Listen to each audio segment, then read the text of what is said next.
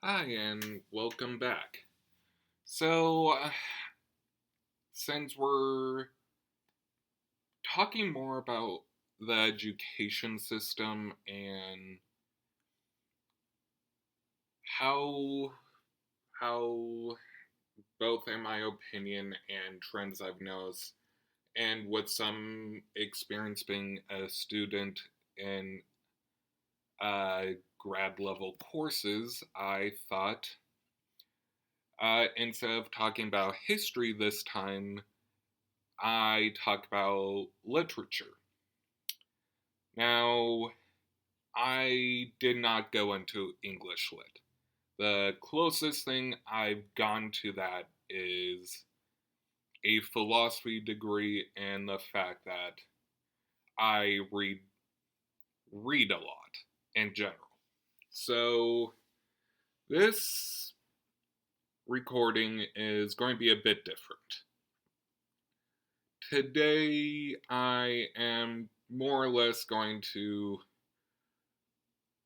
recommend slash defend classic literature that I think is still applicable today, that I still think is good or still carries a lot of literary nuance. So, for me, one of probably the biggest and influential books I have read, listened to, or I think still has a lot of important lessons and tells us a lot about the time period it was written in, and I am biased, is basically anything by Jane Austen. So, Jane Austen was part of the proto romantic movement. Basically, she set up a lot of the literary mechanisms that would be used by the romantic movement, and in a lot of ways either innovated or pushed a lot of the literary styles we use today. And alongside that, she basically set up the basically every romance novel for the next 2 to 3 centuries. So, probably one of the most entertaining of her novels, especially when it comes to literary realism and literary criticism, is everyone's go to Pride and Prejudice, because let's admit the opening lines is a truth universally understood of a man with a good fortune must be in want of a wife. I know I messed that up, but it's pretty close. And alongside that, she does kind of point out a lot of the issues of Regency culture, the fact that women were limited in inheritances, a lot of them couldn't sign for property in their own name, and alongside that, kind of pointing out that marriage, especially back then, really was a property transaction. Alongside that, it kind of point out that the fact that the salon culture and basically the upper middle class culture was kind of its own world away from the realities that during the time of the novel, it was towards the end of the Napoleonic Wars, and the world was still pretty much on fire, especially in Europe. The next one is one that doesn't get a lot of press, but I still think is important. Is for me, it's Mansfield Park, because the whole novel itself was a very subtle jab at the fact that while the British emancipation movement was on the rise, British markets and society was still based around the fact that Britain's Caribbean colonies still used slavery, still relied on sugar plantations, and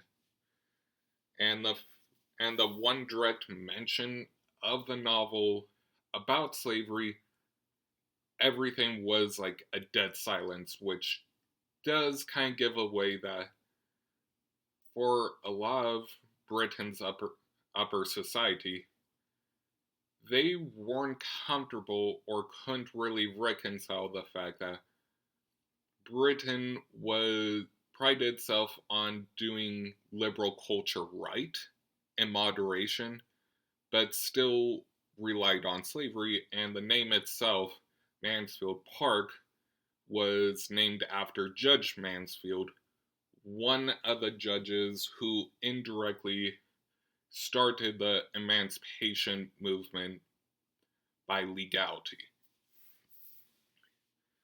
Next, for me, the next novel that I personally think is good or still has a lot of Larry nuance, still is a decent read, is Paradise Lost by Milton. Paradise Lost would set up a lot of probably the fallen hero, fallen anti-hero, or someone who is both villain and hero in their own story archetypes. From the usage of lines, better to rule in hell than to serve in heaven. Famous lines like, the field is not lost. Basically the idea that by its very nature, their goal, their plan can never succeed because they're up against a force and by their very nature they cannot win.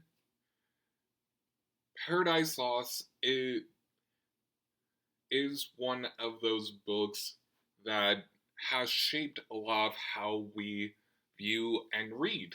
Like, for instance, Mary Shelley's Frankenstein utilized a lot of Paradise Lost. Tolkien's Silmarillion, by its very nature, the Noldor cannot win on their own, or by the very nature of the fact that they are fighting against a godly, holy being, even though that being is fallen. A lot of the lines, a lot of the speeches, you can tell Tolkien utilized a lot of the wording, the structure of Paradise Lost to a degree that the Silmarillion, even though long and does drag in some places, is an amazing read.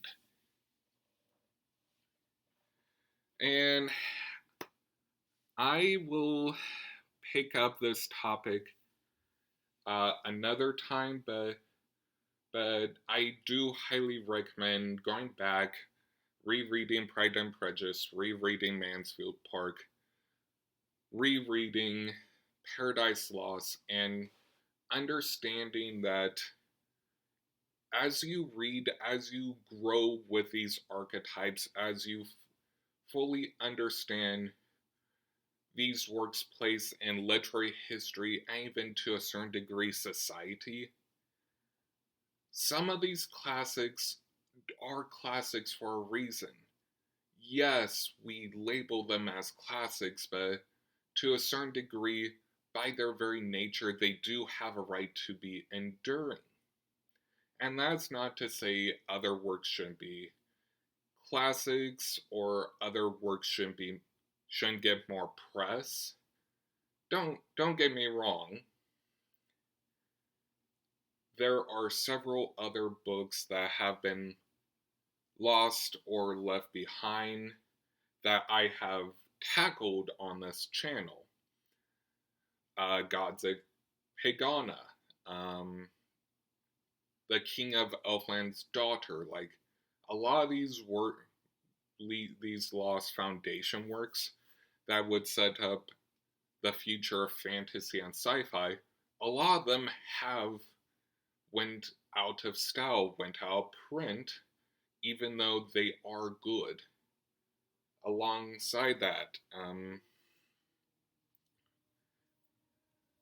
we do need to probably expand our definition of classics, but at the same time, as we are wrestling with how we feel about the future of education, we do need to appreciate the classics we have now and understand that maybe how we teach it, how we understand it, is not as good as we want it to be, but at the same time, reading it on our own, not as an assignment, but as our own internal character development, that is probably the first step to truly appreciate what we have. Have a good rest of your day.